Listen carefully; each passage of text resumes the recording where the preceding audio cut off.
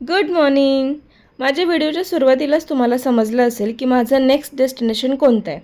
तर येस, मी द्वारकामध्ये आले आहे, जे की चारधामपैकी एक आहे. असं म्हणता की द्वारकाधीशच्या नगरीत आल्यावर तुम्हाला एक वेगळंच सुख अनुभवायला मिळतं आणि तोच फील घेत मी सुद्धा द्वारका स्टेशनच्या बाहेर आले आणि ऑटोची वाट बघत होते. तेवढ्यात ना मला एक कॉल आला. म्हटलं एवढं सकाळ सकाळी कोणी कॉल केला असेल, ते पण 7 वाजता. तर तो कॉल होता ऑटोवाला दादांचा. मी तो कॉल रिसीव केला.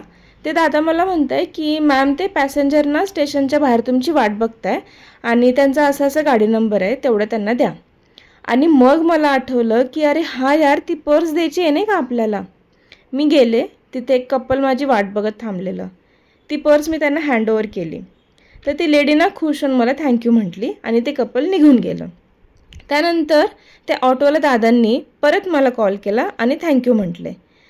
तेव्हा ते मला सांगितले की त्या मॅडमना जेव्हा ती पर्स घेतली तेव्हा खूप खुश होत्या, पण इथं विसरून गेल्या आणि त्यामुळे त्यांना अपसेट झाल्या होत्या आणि लकीली तुम्ही पण तिकडे जात होता म्हणून मी तुम्हाला सांगितलं.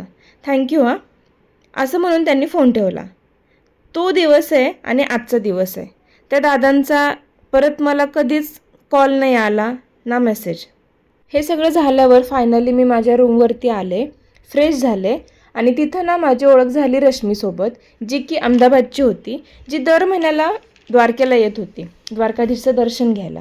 तिथं बोलता बोलता आमच्या दोघींच्या वाईफ्स इतक्या मॅच झाले की आम्ही डिसाईड केलं की आता आपण द्वारका फिरायला सोबतच जायचं. सो सगळ्यात पहिलं आम्ही गेलो द्वारकाधीशच्या मंदिरात. तिथं दर्शन घेतलं, रूमवरती आलो, थोडंसं फ्रेश झालं आणि परत एक ऑटो बुक केली आणि त्यानंतर आम्ही निघालो माझ्या दुसऱ्या ज्योतिर्लिंगचं दर्शन घ्यायला, जे की होतं नागेश्वर ज्योतिर्लिंग. हे सगळं फिरत आम्हाला संध्याकाळी 7 वाजले. त्यानंतर मग आम्ही हॉटेलवरती आलो, कारण सेम दिवशी रात्री 12 वाजता माझी परत एक ट्रेन होती.